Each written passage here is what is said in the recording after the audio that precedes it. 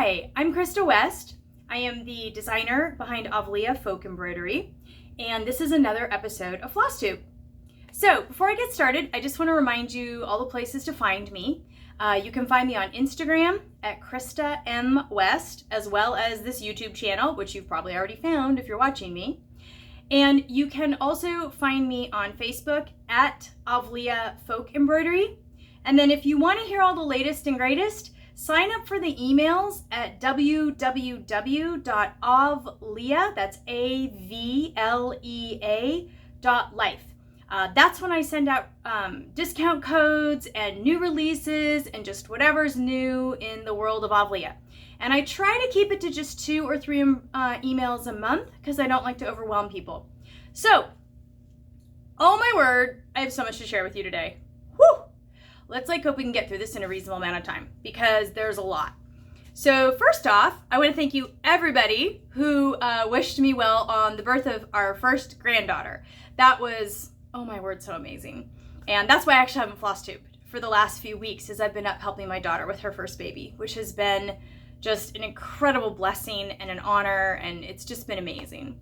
So that was really, really great. And then I was literally on the way home, driving home from being with my daughter and granddaughter when my hand doctor called me and was like, hey, we've got a cancellation. You want to do hand surgery tomorrow?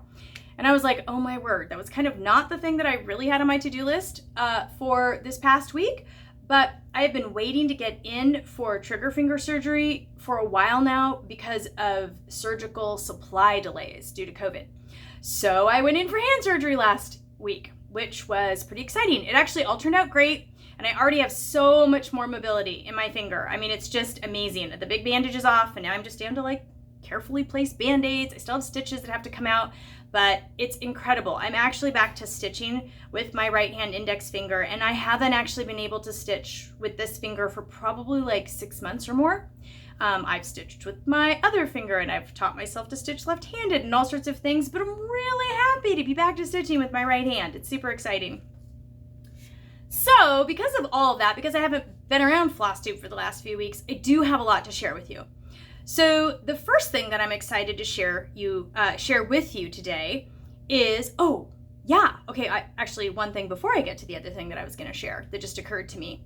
First off, a huge and heartfelt thank you to all of you who subscribed and have watched my YouTube videos. I was approved for monetization this week. Now, I know that there's kind of 2 camps to monetization. Some people are for it, some people against it. But as someone who is a small business owner and really trying to make it through the economic impact of COVID, every little bit helps. And the monetization through YouTube is really, really welcome. So I know that that is all due to you guys. And I just want to thank you in advance for watching the ads. I really appreciate that. And just know that I'm really, really grateful for that. So that's really helpful. So I didn't make the decision to monetize easily. That wasn't an easy decision for me, but it was one that I ended up having to make because I need to be able to be bringing in multiple sort of ways of bringing in revenue from Avlea, and these videos do help with that. So thank you. But the thing I was really excited about to share with you was the new release of Ukrainian Crisscross. Now, a lot of you already got the email, and several of you have already bought the kits, and the little bit kits have been flying out of here, which is awesome. But I want to show you that design, because this is a new design, and it comes in 2 versions. It comes in a full-size pattern for a table runner or a bolster pillow. You can make either with this design. This is what we call a library edition pattern, and I'll explain that more in a minute. And then it also comes in the little bit kits, the little small table runner, or they're like little runners. You can use them on tables or bookshelves or under a candle or a favorite photo. You could even frame them if you like them. You could turn them into a wall hanging. You could use them as an insert in a pillow. There's lots and lots of fun things you can do with them. So there's kind of a funny story behind Ukrainian Crisscross, because you'll notice that this is the first Ukrainian design, and you might be out there going hey, Krista, we thought it was Avlea Mediterranean folk embroidery, not Ukrainian folk embroidery. And I'm like, yes, the embroidery of Ukraine is a very specific tradition, and it's definitely a little farther north than I normally venture into embroidery-wise. But here's the story behind that. So for a number of years now, those of you who know my other business is I make Greek and Russian Orthodox church vestments. And I've done that for about 25 years and worked with numerous clergy and parishes throughout the US. And in the course of that work, I have worked with this wonderful embroiderer in the Ukraine. His name is Ivan. He's just a delight. And he does really high-end machine embroidered cross emblems that we sew onto the vestments. Hang on, let me grab one so you can see what I'm talking about. So he just makes the best quality that like I've ever seen. And just to give you an idea of what I'm talking about, they're these. So they are these really beautiful, all metallic thread embroidered crosses. They have really nice stabilizer on the back. And then Ivan even puts Swarovski crystals in his. He insets them in. But the embroidery quality is simply stunning. Like, he's super careful what direction the threads go. Sometimes he's so particular that he actually puts arrows on the back of like which direction he wants us to sew them on. And for the life of me, I can never see what he's seeing in that. So it's really amazing how detailed he is. So I used Ivan and had his crosses for years and years. And then he kind of went off the scene for a number of years. And this past year, he came back on the scene and was like, hey, I'm making crosses again. And I'm like, oh, wonderful, because I love his designs and his quality. So I said, let me place an order. So my first order comes, and it's usually like there's small orders because he's doing all of these like in his house. So there's small orders, and we get like maybe 5 or 6 sets of crosses. And I open it up, and it's in this plastic shopping bag. That's obviously just like an inexpensive plastic shopping bag. He probably got it at the grocery store. But it's what he's used to like pack the package, like fill out the packaging, like we would put in, bubble wrap or something. And I pull out this plastic bag, and this plastic bag is literally got the most beautiful Ukrainian embroidery design just printed on it. And I'm thinking to myself, oh my word, to live in a country in which embroidery was so deeply embedded in the culture and in the mindset of the people that you would put it on a plastic shopping bag. And I was like, I have to chart this. I just have to chart this. Like, it's so fabulous. And so that shopping bag, which I actually went and tried to find today, I know it's somewhere in the workshop, but I can't find it. But anyways, that's what became the library edition version of Ukrainian Crisscross. So for those of you who haven't discovered this yet, I'm kind of doing this newer thing called library edition patterns. They're basically a pattern that's larger that I don't want to wait to release until we have like a super big sample of it worked, because some of these samples can take months to work, and I just don't want to wait that long because I'm impatient. And so what we do in these cases is I go ahead and chart the whole design for you. That becomes the cover image of the pattern. And then we use one of the smaller bit kits or a smaller sample that we've worked as the inset photo on the pattern here, so that you can see what it looks like actually stitched up. This allows me to provide you guys with patterns that are larger, more sophisticated. They're not any more complex, okay? So for any of you newbies out there, all they are is just more stitches. So for example, this is the Ukrainian Crisscross Library Edition. And to give you an idea, here's the chart itself that you work, okay? This is half of the chart. Then the back side of the pattern shows you what the whole chart looks like how many repeats you need to work. And this makes a runner that is 11 by 15.5 inches. So that's a good sized runner. That would look really nice like in the middle of a dining room table with a vase of flowers or some candlesticks or something. But if you wanted to make it even longer, you would simply just work more repeats of the patterns until it was like the length you liked.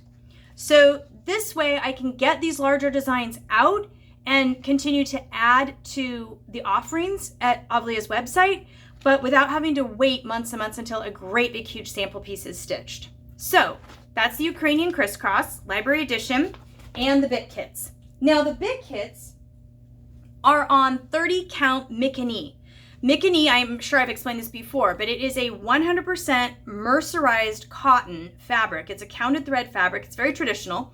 It's what I import from Greece. It's a 30 count, so there's 30 threads to the inch, over 2 stitches. When you do counted thread work and you count 2 stitches as a stitch, it would be 15 stitches to the inch. Now, it gives awesome stitch definition. I'm gonna get pretty close there, but you can see that there. Look at that stitch definition. And I'm gonna tell you here too, look at that drawn thread. Woo! It is awesome for drawn thread. That's the red colorway. The red is the red and black is like the very traditional Ukrainian colorway, that red and black.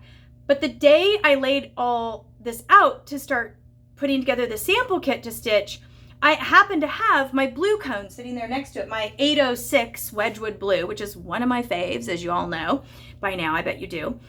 This is the blue version. And I just thought that blue and black just popped. I thought it was so pretty and so different. So I did it in 2 colorways. Now, the library edition comes as a paper pattern. That even you can get from like, if your local shop uses Hoffman or Yarn Tree, you can get it that way. You can order it on the Avlea website. It also comes as a pattern download, and it comes as a kit. And I'm here to tell you, I think this is actually one of the best deals on the Avlea website. This kit that includes everything you need, all the floss, and it's a lot of floss. It's 46 yards of the color, either the red or the blue, and 24 yards of black, along with the Mickey fabric and the pattern and a John James needle, and that is all $28 with shipping. I feel like that's a pretty good deal for a table runner that you're gonna make. That's a pretty good deal. So that one's really, really awesome. And I think if you haven't stitched on the Mickey before, you're gonna really like it. And I'm super excited because I just found out this morning, my guy in Greece, he thinks he can get me one more color of the Mickey, because right now we have the bright white and we have the Sakari, which is like a very much like, they call it a raw sugar color, but it's like a deep ecru. Well, he thinks he can get me a color that's in the middle, that's like a true off-white. So I'm waiting to hear on that. I'm really excited if we can get that, because the Mickey is a very traditional fabric for working runners and things like that in Greece. A lot of women stitch on it, and I think because it's really nice to stitch on. Stitch definition is great, and the mercerized cotton is just really nice to work on. So that's Ukrainian Crisscross. Moving along, I'm going to give you some sneak peeks at some things that are coming up. I'll do longer floss tubes on these, but again, if you haven't noticed, I'm a really impatient person. And when I have something ready to go, I just want to like tell you all, I want them all up on the website today. But I know that like I have to wait till we have them ready to go and we make the kits and like all that stuff. So I'm going to at least show you the samples that are done of the next 2 releases coming up. The first one coming up probably next week, I think I'm going to be able to get it all put together, is Santorini stars. I love this one. Okay, so if you haven't noticed, I really like stars. And they're a super big motif in Greek folk embroidery. Why? Okay, this is because in Greek little village homes on the Greek islands, they had these simple wooden homes, and they would have these bed cupboards, essentially, or area for the bed. Sometimes it would be kind of like a built-in area, and sometimes it would have these elaborate bed tent curtains that would be embroidered. Oh my word, we're going to talk about those more later in another episode, because I just did a really cool map of Greece with like all the different types of embroidery, so I'll share that in another episode. But in addition to the bed tent curtains, the other part of this whole arrangement in a Greek village home were these cushion covers. Oh, let me grab one. Hang on, I have one. So just hang on a second, because I have 2 of them. Woo!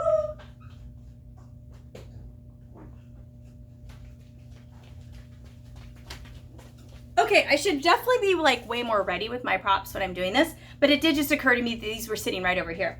So they would make these cushions like this. Like this is our Grecian stripe design as a cushion. Now this one I just finished with a plain fabric, like a decorative home deck fabric on the back.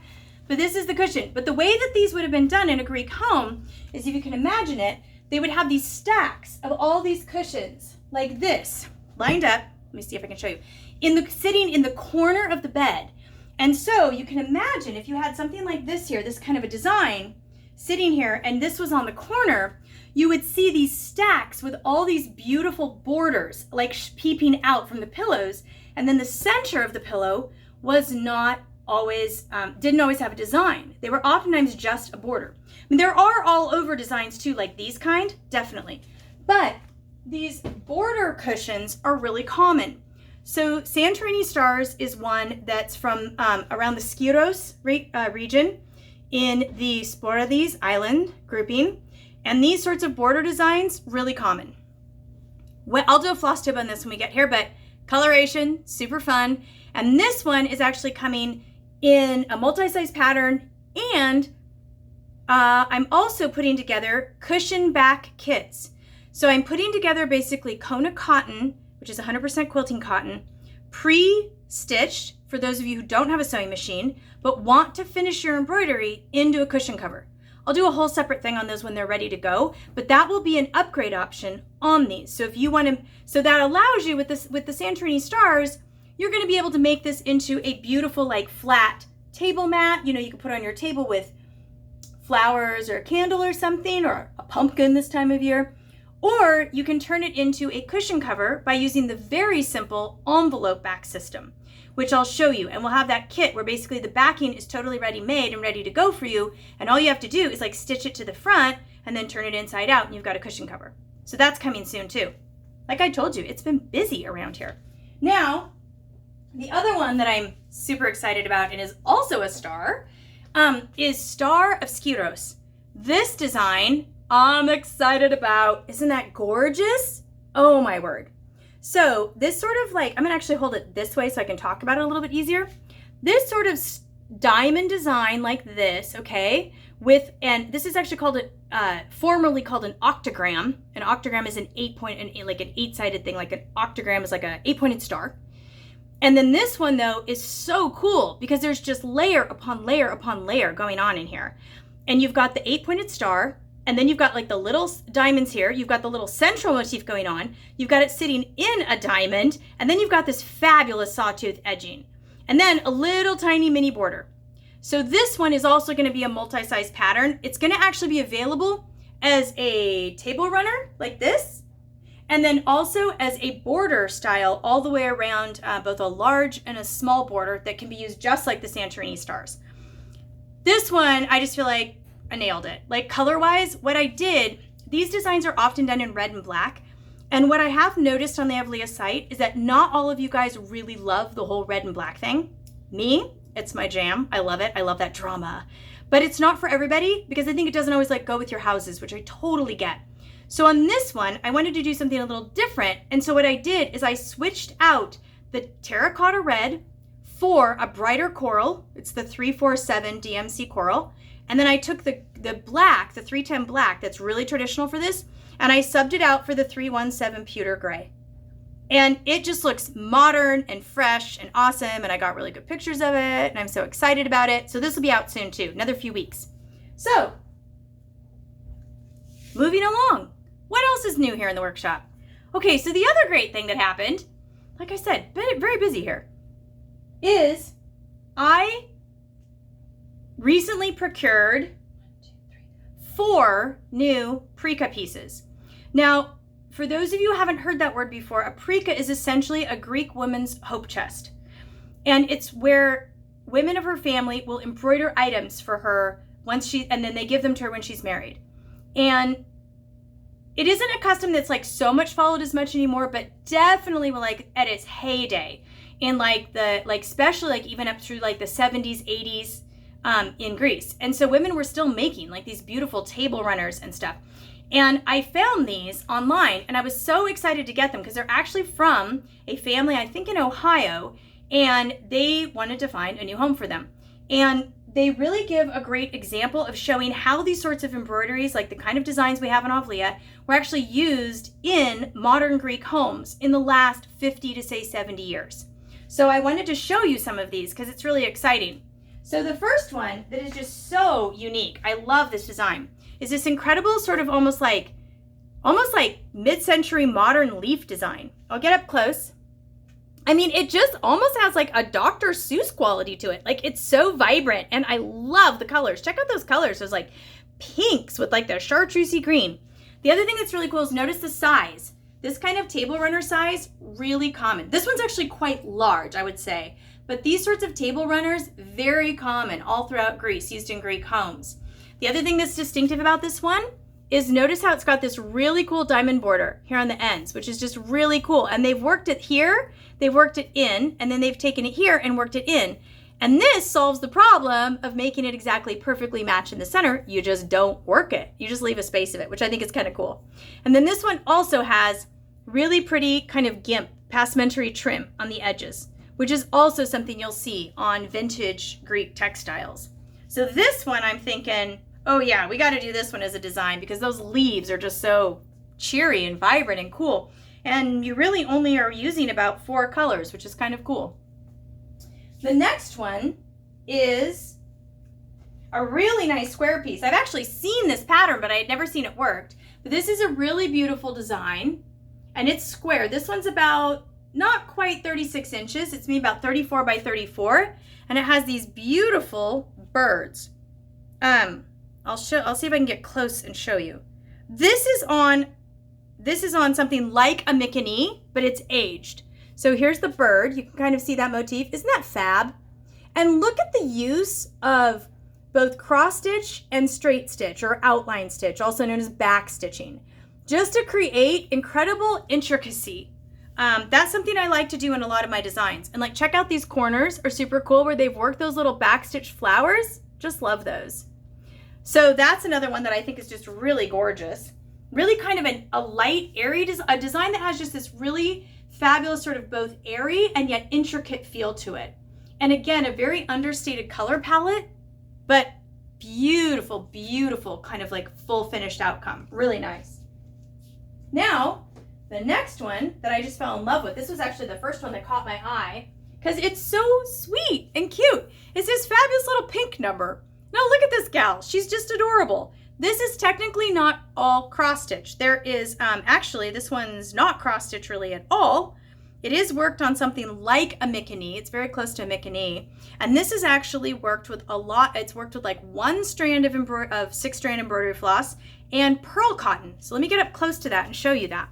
So that's really interesting. If you can see that there, I'm going to get really close there and see how those are basically, we're using the sort of counted thread method, but we're working something a little bit more geometric and using a variety of stitches. And even like this outer herringbone stitch. Oh, and just so you know, my finger, this isn't blood. Okay. I was cutting this morning and I use a red pen and it gets on my finger from the ruler. So I'm not bleeding. I'm totally fine. Just in case you ask. Sometimes I go upstairs and my family's like, oh, did you cut yourself? And I'm like, no, I was just using the red pen. So anyways, isn't this one charming? I would love to do this as a pattern. I just need to kind of figure out how to do the pearl cotton part and how to chart it in my charting software. But I love this one. I also really love how this has this fabulous little pearl cotton picot border. And then at the top, it has like these fabulous knotted tassels. That is just a fabulous little piece. And just so vibrant and happy. It makes me happy every time I look at it. Then the last one, and by far the most technically stunning of all of these, is this one. And this one is really something else. So I'm gonna stand back like this. Okay, so it's this design. This I will definitely be making into a design because it's just fabulous. Look at that design. Oh my word. Now, to give you an idea of this is stitched. I counted, it's 20 stitches to the inch. Oh my, that's tiny. So I have some I have some Legacy 38 count Russian tea cake that might work for this. I'm also gonna see if I can get this count from my friend in Greece. That might be kind of fun to see. But this one's super tiny, but I love the colorway. Now the colors are a little faded, but this with the garnet and the black and the kind of olive green is just so striking. And this is also a mix of cross stitching with some outlining. And that outlining is what makes for this incredible intricacy. This one's actually really unique too. It's just been simply hemmed. Let me show you the back.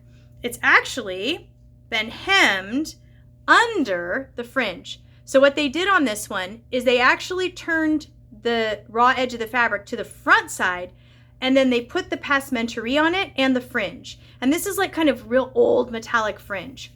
I'm not a huge fan of fringe on like my table runners and things like that. I like a sort of cleaner look. I find fringe a little bit on the fussy side, but for those of you who love it and it's your thing, oh man, throw fringe on a table runner, or throw trim. You can see here on these, they're all trimmed. Like none of these, oh wait, with the exception of the large one, that's the only one that actually has a drawn thread hem on these.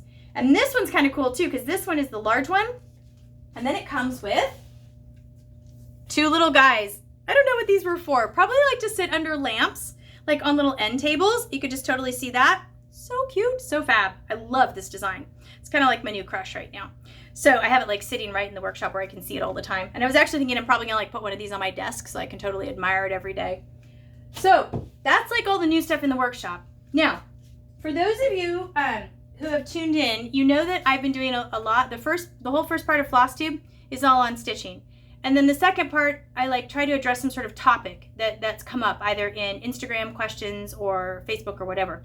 So that is this concludes the stitching portion of my FlossTube. The last part of this FlossTube I want to talk about is about introducing beauty when you've got kids in the house. I've had a number of people ask me about this, and having raised 3 kids, my kids are now 22, 20, and 10. And and we have dogs, or a dog. We have had dogs over the years. So like done the whole kind of like, kids, dog, messy household thing. So I wanted to talk a little bit about how you can introduce beauty into your house when you've got kids. I thought this would be really great, especially now because we're all kind of bunking down together and we're all in our houses, and it can feel kind of stressful for all of us to be together all the time, due to COVID and everything. And so there are some ways that we can sort of create oases of beauty and sort of delight in our homes, even though we have kids who are messy and knock things over and spill spaghetti sauce on stuff and all that stuff. So I want to talk a little bit about how I've done that through the years and what my recommendations would be for that. So if that's not your thing, like, feel free to turn it off and, go about your day, and thank you for joining me. But for those of you who do want to know a little bit more about that, that's what I'm going to talk about next. Now, I've got to get my props for that. So, because I have some fun props for that today. So, first off, now I know this sounds very self-serving, but first off, I am a huge fan of using textiles to introduce children to art history, decorative art, ornamentation, aesthetics, the whole beautiful world like that. Textiles are great because you can find all sorts of textiles that you can have in your daily environment that it doesn't matter if a kid gets them messy or dirty or whatever.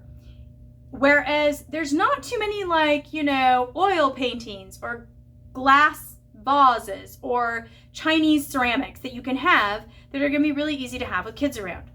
So textiles are an awesome way to start introducing your kids to art and to beauty. I also like the fact that textiles are tactile. Kids can touch them. And you want to, in your houses, at least what I've always done in my houses, is I've had a mix. I would say probably 75% of the textiles in my house are meant to be walked on, used, set on a table, leaned up against as a pillow, and otherwise sort of engaged with. I have about 25% of my textiles that are things that I have either are like very important heirloom pieces for me, things that I've either made or spent like upwards of a year making. And those are things that go like on tables in my living room. And when my grandkids get a little older and they're coming over and they've got sticky fingers, those things will go away for a year or two till they can handle being around them. And I'll bring out my other stuff that I can, substitute out. So I think that's really the whole point of having textiles with kids, is that you're going to have kind of different ages and stages. So when your kids are little tiny, some recommendations I have for that is, first off, this is going to sound funny. Actually, my daughter thought it sounded hilarious when I said, I did this when you guys were little, but I did actually do this. Get down on your hands and knees and walk around your house on your hands and knees, crawl around your house at a toddler's eye level, and look and see, what do they see? Where are the textiles? And one of the things you're going to notice that they see front and center are kitchen towels. Because toddlers spend a lot of time in the kitchen with you, or wherever you are, but kitchen towels. So I would say one of the very first things you can do when you have little kids is get nice kitchen towels. Now, they don't have to be super fancy. You can make them yourself out of linen or things like that if you want to. You could have some that are a little nicer. Maybe you put a little embroidered border on them. You can have some that are just more of your everyday. But that's a great place to actually have a really nice textile, is your kitchen towels, because you're using them all the time. Ditto for your bath towels. You can choose like really beautiful designs and patterns for your bath towels, or a really beautiful shade or color, as opposed to just going with like boring white. That's another way that you can bring in textile beauty. Rugs. Just think about all the places textiles are in your house. Now, rugs is a huge wide world of everything from like the new kind of like oilcloth things that people are making that are awesome for messy kids, and they're inexpensive. You know, if what you can do is one of those like those kind of cool orientalish rugs that are made out of like recycled plastic bottles, the things that are almost like a patio mat, do that. Put that in your kids' room or where they play, or in a downstairs playroom or something, if you feel like you need it. But when you're purchasing textiles for your house, you want to be thinking of them as an opportunity to share art with your family and your kids. Textiles are a really important purchase, and it's only been in the last few decades that textiles are a throwaway purchase. They're a total consumption purchase. And I think that for a lot of people, this feels really overwhelming because of the home dec industry sort of giving us a constant steady diet of, well, this is the new trend and this is the new color and this is whatever. No, you know what? Don't follow the trends. I think it's far more important to choose the colors that you like and stick with them for decades. If you buy really good quality bath towels, they should last like 10 to 15 years. So pick things that you want to see every day, not what Pinterest is telling you to do, or not what some, home dec channel is telling you is the new in thing. Pick colors that you like. When I moved into this house, our 1923 house, my previous home had been very Mediterranean colors. It had been warm golds, olive greens, and terracotta reds. None of those colors worked in this house, like none. And I tried, but it was like putting like the wrong size foot in the wrong size shoe. It just didn't work. And I had to really listen to the house, and I had to start looking at 1923 color palettes, or 1920s color palettes, and seeing what was this house, like what were colors in this house was built. And I discovered that reds and blues, like very clear reds and blues and all the gradations of that, were really popular. And sure enough, as soon as I started letting my house do what it wanted, which was to have lots of reds and lots of blues in it, it was happy and I was happy. And so my general color palette is reds and blues. And this can be very helpful when bringing textiles into your house, because it narrows down the choices. Because a lot of times we're facing choice paralysis. You know, we're standing there in Home Goods and there's like 20 different towels. And if you can narrow it down to like, no, I'm only looking at the blue towels today, or I'm only looking at the brown towels today, or I'm only looking at the green towels today, that's going to totally help you make a better decision. So try to think of outfitting your house in sort of an overall color palette to where things kind of go with things generally.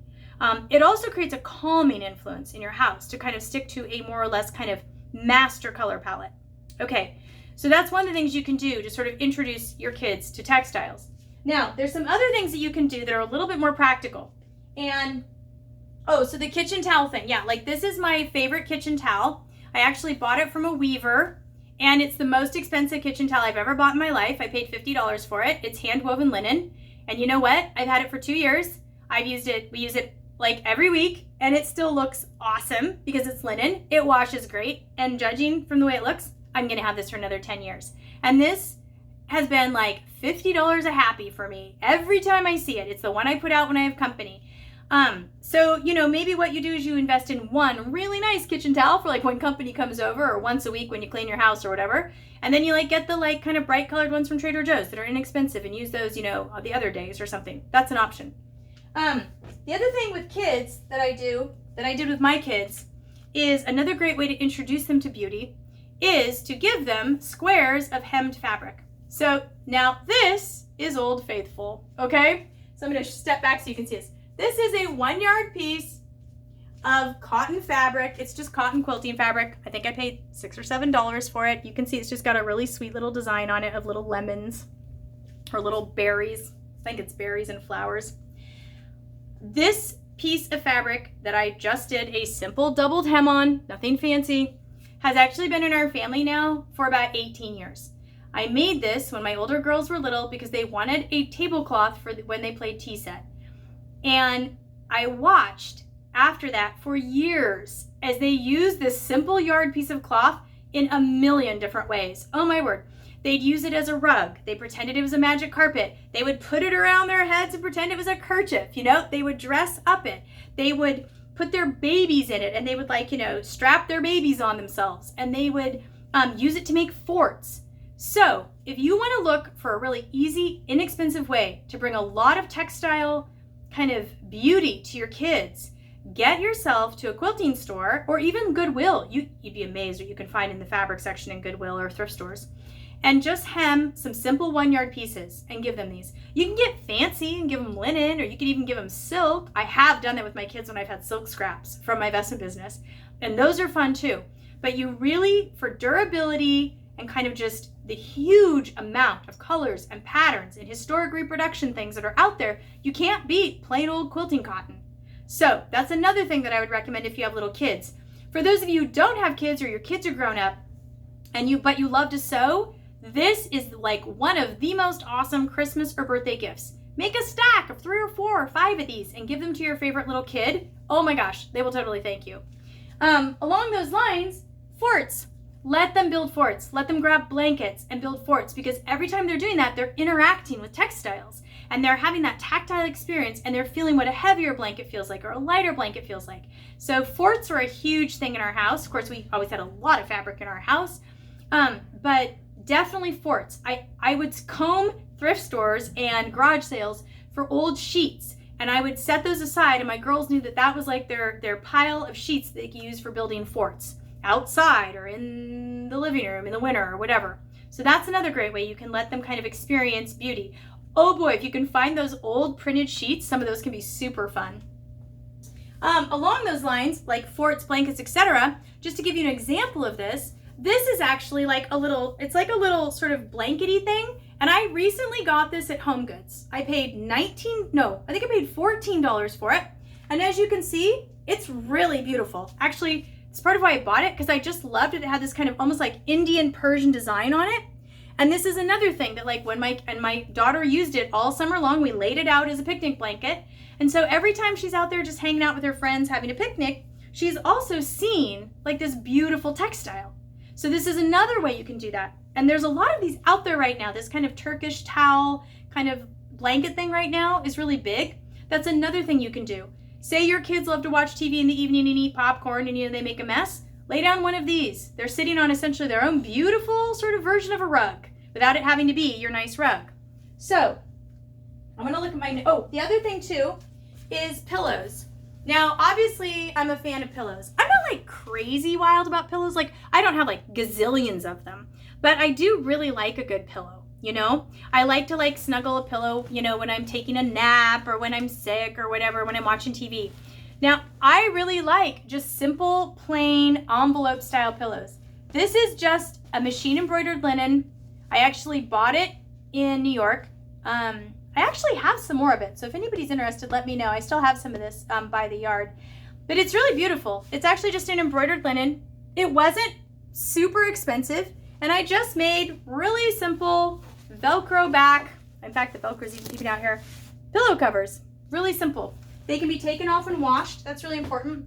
And that's another way that you can have kids exposed to really nice textiles in your home. The other things on my list, this is a good one too. If you have a lot of scraps and little bits and bobs of fabric or embroidery fabric or whatever, and your kids like Legos or Playmobil or Barbies or doll houses or whatever, give them the scraps and encourage them to make things like rugs and blankets and little curtains for their Playmobil, Legos, doll houses, etc. That can be really fun. The other thing that I love to do, especially as a kid gets a little older, it's nice for them to have one spot in their room or wherever their place is where they have a nice textile. So that can be the top of their nightstand. It could be on the top of their dresser. It could be on the top of a bookshelf. But something that's really nice, not so nice that like it's gonna break your heart if it gets ruined. Something that's like kind of medium nice maybe, because the whole point here is you are trying to teach care of textiles. So this is something you want to teach your kid, like, okay, you need to shake it out when you clean your room, and you need to vacuum it periodically, or occasionally it needs to go in the wash, or it has to be hand washed, whatever that textile is. But you help educate your kids about how to care for like specialty textiles like that. So that can be a great thing too. I did that for all my girls, like on a bookshelf or a nightstand or a dresser. I would do something like nice for them, some little embroidered thing. So they had that. If you're also trying to introduce your kids to more beauty, the other thing I always did with my kids, once they were at the age where they like to color, I had them have a huge pile of all the art historical Dover coloring books. We have always had those like in our house. So, because these are awesome, the ones that feature like Japanese kimono designs or, you know, Persian garment history, or these. They're inexpensive. They're usually really well done. And that's another great way to see like Art Deco, Art Nouveau, Egyptian. What are the different sort of art historical periods? Coloring books, frankly, are an awesome way to teach this to your kids. And still, I think one of the best. So I've always had my kids, like my 10-year-old Georgia could definitely, if she went through a museum, she could probably pretty easily tell you what's Art Deco, what's Egyptian, what's Byzantine, what's Japanese. That wouldn't be hard for her because she's been exposed in coloring in these coloring books like her since she could color, like since she started getting interested in coloring around age 5 or 6. So those are great. Another great gift idea too, for those of you who are wanting to give gifts to kids, those Dover coloring books are fantastic. The other thing that I did with my kids, to sort of introduce them to art history, and beauty, was we would get those great big coffee table books about different periods of art from the library, or sometimes you can get the big ones that are like sort of a retrospective of world art from Costco for like $14, $15. And I would just basically set them out, and it'd be like, it wasn't like something I really cared about. If they tore a page or whatever, it wasn't the end of the world. And they would just be able to flip through and just sort of see kind of world art history. And I thought that was really valuable too. So those are just some ideas to kind of get you started with introducing beauty and art history and art, and particularly textile art, to your kids. I think it's a really, really great thing to do with your kids. It's awesome. When they grow up, they have kind of a leg up on like how to decorate their environments and ornament their environments and make them beautiful. They know more about care of textiles. They know more about history. It's just a really great thing. So that is today's FlossTube. I know it went a little long, but oh my word, it's just been busy around here and I've had so much to say, obviously. So I want to thank you again for joining me. I'm so grateful to have you join me. You can follow me on my YouTube channel. If you can become a subscriber, that's woohoo, super exciting for me. That really helps. Follow me at www.avlea.life. Oh, the October special at the website is spend $50 and get the free pattern of your choice. You just have to you have to order at the Avlea website for that offer. And then in the order notes, you just tell me which paper pattern you want and I'll include that for free with your order over $50. So I think that's it. Thank you again for joining me. It's such an honor to be with you all. So have a great week and I will hopefully see you next week, and happy stitching.